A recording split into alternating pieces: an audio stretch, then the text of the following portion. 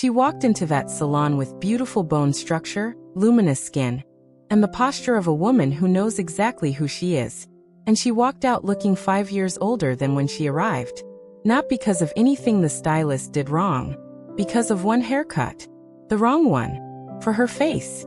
At this stage of her life, I researched the worst style and beauty mistakes and youth-boosting fixes for mature women, so you get simple, proven transformations that work immediately. Today we're covering 7 rejuvenating haircuts to look 10 years younger, rich, and elegant at 60 plus. And by part 3, you're going to want to stop and look in the mirror. I mean it. In part 1, we're starting with the cut that most women over 60 reach for first, and why it's quietly doing the opposite of what you think. Part 2 takes us into the world of layers, but not the kind you've been getting. Part 3?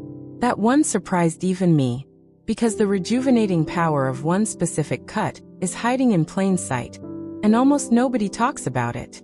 Parts 4 and 5 take us deeper, into the cuts that frame your face, lift your features, and make you look like you just came back from a very expensive holiday. If you haven't already, hit subscribe. I cover this every week. Part 1. The cut most women over 60 reach for first, and why it ages you. You've been doing this for years, and it feels sensible, practical, even polished. A short, tidy cut that keeps everything clean and easy. And the women in the magazine photos looked wonderful in it. So why, when you look in the mirror, does something feel slightly off? You can't name what it is. But something isn't working. And it hasn't been working for a while. Here's what nobody tells you. The blunt bob cut at jaw length, that neat, one-length style that feels so crisp and modern, is one of the most aging cuts a woman over 60 can choose. Not because it looks bad, because of where it lands. This is the one a friend of mine heard, and immediately called her stylist the very next morning. The jaw is where most women over 60 notice the first signs of softening. A gentle loosening of the skin along the jawline and chin. A blunt horizontal line of hair at that exact point does something very specific to how your face reads. It draws the eye directly to the area of your face where change is most visible. It frames the problem instead of framing your cheekbones, your eyes, your most beautiful features. There's a reason this mistake is so hard to spot on yourself. Because you've been doing it for so long that it feels right. The blunt jaw length bob is everywhere. Your stylist probably loves it, your friends probably wear it. And familiarity reads as good even when it isn't serving you. The specific problem is this. That horizontal bluntness at the jaw creates a visual weight that shortens the neck, flattens the cheekbones, and adds at least 4 years to how your face reads in any light. The longer your face or the more angular your jaw, the more pronounced this effect becomes. Yes, that visible. So what do you reach for instead? Here are the 3 swaps that change everything. And they work because of geometry, not magic. First swap. Instead of a blunt jaw length bob, move the length to just below the collarbone and add face framing layers that begin at the cheekbone. That single change lifts the eye away from the jaw and back to the upper face where your bone structure lives. Second swap. Instead of a perfectly horizontal blunt line at the ends, ask for a soft, slightly graduated or feathered finish. Not shaggy, elegant and precise, but with a whisper of texture at the ends. That softness at the hemline reads as modern and light rather than heavy and dated. Third swap.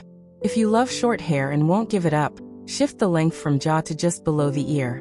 That centimeter difference repositions the weight of the style above the jawline rather than sitting directly on it. And the effect on how your face reads is immediate. Maintenance tip. Ask your stylist to refresh your face framing layers every 6 to 8 weeks. They grow out faster than the rest of the cut, and the moment they lose their shape is the moment the lift disappears. Coming up next, the one swap that takes 30 seconds to ask for in the salon chair, and completely changes how your entire face reads in photographs. Part 2, the layering mistake that flattens your face, and the version that lifts it. Have you ever walked out of a salon with layers and still felt completely flat? You asked for movement. You asked for softness. You asked for something that would give your hair life. And it technically happened, but the mirror told a different story. The truth is, most women over 60 are getting the wrong kind of layers. And the difference between the wrong kind and the right kind is not subtle. The most common layering mistake at 60 plus is asking for uniform layers. Layers cut at the same length all the way around the head, as if the shape of your face and the position of your features don't exist. Uniform layers feel logical. They sound right when you say them out loud, but on a mature face, they flatten everything. They create a rounded, helmet-like shape that sits on top of your features rather than lifting them. This specific mistake is collapsing the visual height at your crown, pulling the eye outward rather than upward, and making your face appear wider and flatter than it actually is. Your beautiful bone structure is still there. The layers are just hiding it. This is the one detail I wish someone had told me about years ago, because it changes the entire conversation you have with your stylist. The right layering for women over 60 is strategic, not uniform. It starts with understanding that your face needs lift at two specific points: at the crown of your head and along the front hairline from the temple down. Layers that address only those two zones do more work than all-over layers that address none of them. Here is what strategic layering actually looks like in practice. The crown is cut with internal layers. Layers that remove weight from the midsection of the hair, allowing the top to rise rather than collapse. Not short choppy layers that look razor-cut and harsh. Long, graduated internal layers that let the hair lift gently from the roots while the surface stays smooth.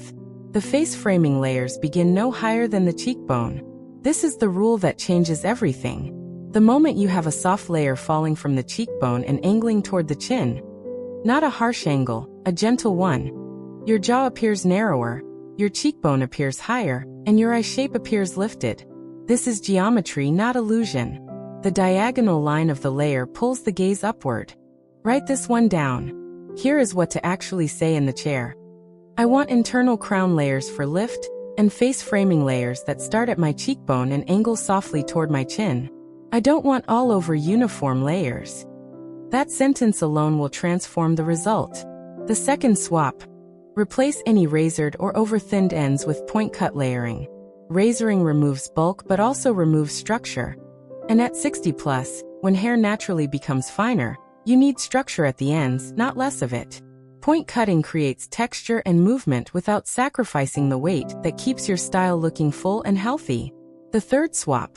If you've been wearing a center part, move it to a soft side part and place it directly above the arch of your eyebrow. That one change adds asymmetry to your face frame. And asymmetry is one of the most powerful anti-aging tools in hairstyling. Maintenance tip. Strategic face framing layers are precision cuts. They need a stylist who understands facial geometry. Ask for a trim every 6 weeks, specifically targeting the face frame, even if the rest of the cut can wait. The next mistake is the one I see most often, and the most expensive one to fix if you leave it too long. Part 3. The haircut that secretly ages you overnight. Most women never suspect this one. Most women never see this one coming.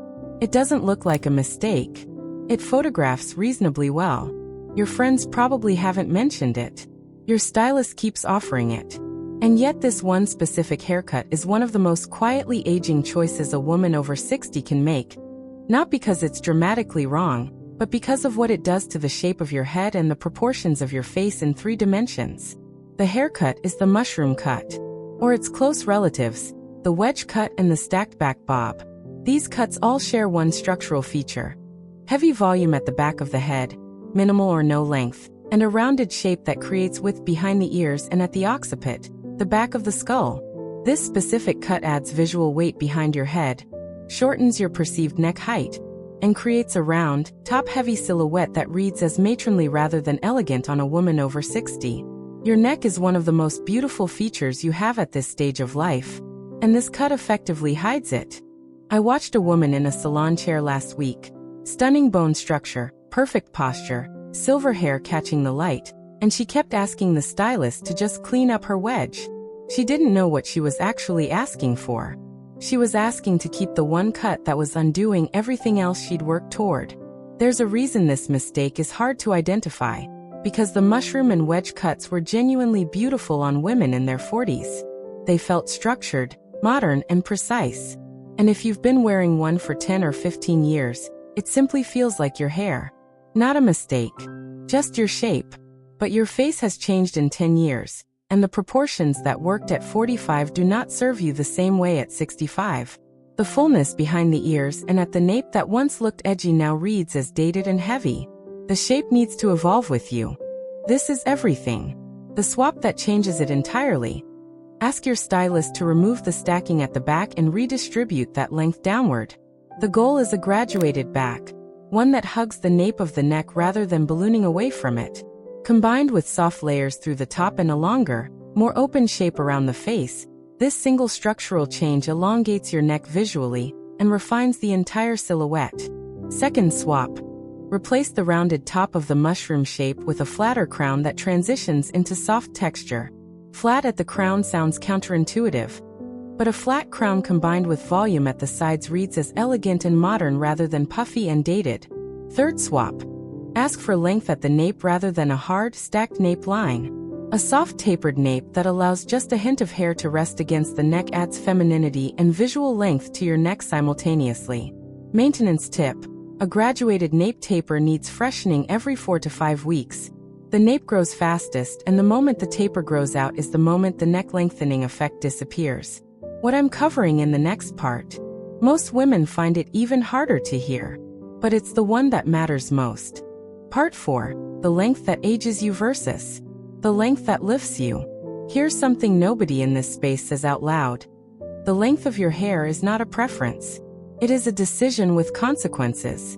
And at 60 plus, the wrong length, even by just 2 or 3 inches, is doing measurable work against you every single day. Not loudly, not dramatically, quietly, consistently, in every mirror, every photograph, every conversation where someone looks at your face. The question most women ask is whether they should go shorter or keep length as they get older. That's the wrong question entirely. The right question is, where does length serve your face and where does it fight it? Very long hair, below the shoulder blades, touching the waist, is one of the most aging choices a woman over 60 can make.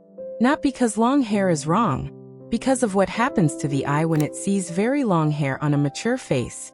The weight of the length pulls everything downward. The gaze follows the hair, down, down, down, away from your eyes, away from your cheekbones, away from the top half of your face where your most beautiful features live. This specific length is pulling the eye away from your natural elegance and directing it toward the lowest third of your frame, which adds apparent age and drains the visual energy from your face immediately. This is the one people message me about most. Always. There is a sweet spot, a length zone, that works almost universally for women over 60, and it is narrower than you might think. It lives between the collarbone and 2 inches below the shoulder. That zone is the most rejuvenating place to position the hemline of your hair, because it creates vertical line in exactly the right area, the neck and upper chest, and allows layers to frame the face from above rather than dragging it downward. Inside that zone, you have full freedom. You can wear the hair straight, wavy, curled, pinned up, or half up. The length supports every style option because it hits at the point where the neck meets the shoulder, one of the most naturally beautiful intersections on a woman's body. The second element in this zone, the front pieces. Whatever length you choose, the pieces framing your face should always be slightly longer than the rest. Not dramatically, but enough to create a gentle forward angle. That forward angle draws the eye upward and inward toward the face. It is one of the fastest visual lifts available to you, without touching a single product. Honestly, this length adjustment is the one thing I wish someone had told me years ago before I made the mistake in the other direction. The swap. If you're currently below the shoulder blades, take the length to collarbone over 2 cuts, not 1. Removing too much at once can feel shocking and make you reach for extensions. Graduated removal over 2 appointments lets your eye adjust and lets you find the exact landing point that serves your face best. Maintenance tip. Trim half an inch every 8 weeks to keep the ends healthy and the weight distribution even. Fine hair over 60 becomes porous and splits faster than it did at 40, and split ends make collarbone length hair look thin and tired rather than polished. There's one thing about the final cuts in this series that nobody in this space talks about. That's next. Part 5. The 2 rejuvenating cuts that do everything at once, rich, elegant, and effortless. What if one haircut could simultaneously lift your cheekbones, elongate your neck, add perceived fullness to thinning hair, and make you look like you've just had a week of very good sleep? That's not hyperbole. These final 2 cuts are the ones that women over 60 discover and never go back from. Because they do multiple jobs at once and they do them without effort.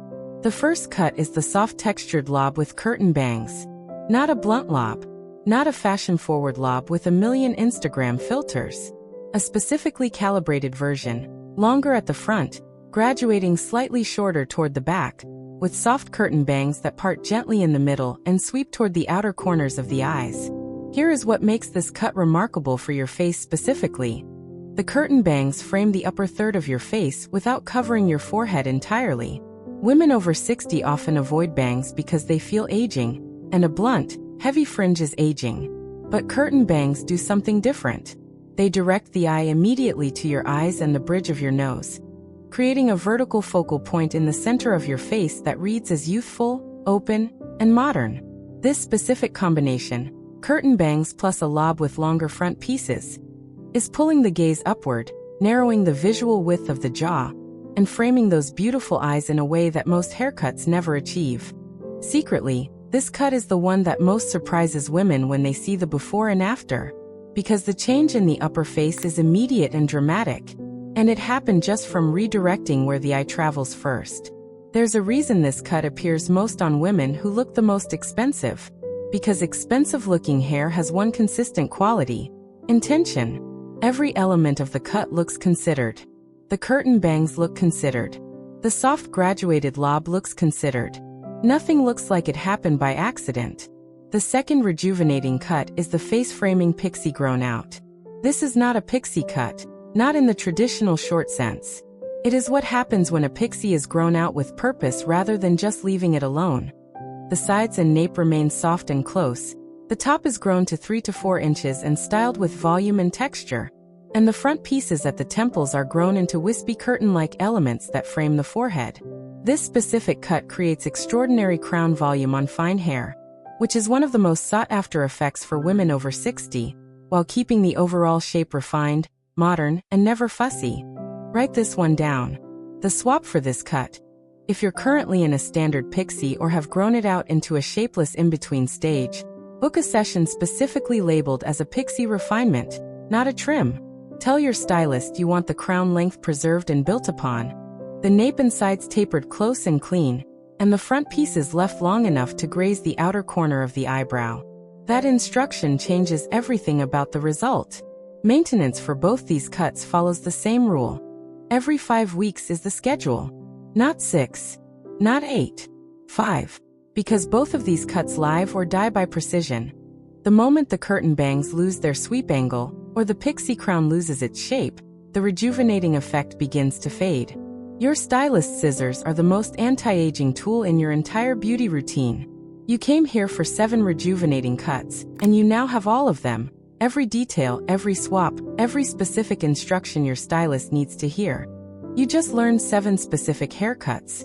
The exact ones that lift your face, frame your bone structure, and make you look 10 years younger. And you did it in one sitting. Not vague advice. Not get layers. The exact cuts, the exact swaps, the exact words to say in the salon chair. Wear this knowledge with the confidence it was always meant to carry. Now tell me in the comments, which of these 7 cuts were you wearing without realizing it was aging you? And which one are you booking in for next? I read every single comment and I want to know. Next time, we're getting into the one color mistake that adds 10 years to your face overnight. And it has nothing to do with going gray. Like this video, subscribe to Timeless Wisdom Path, and I'll see you in the next one.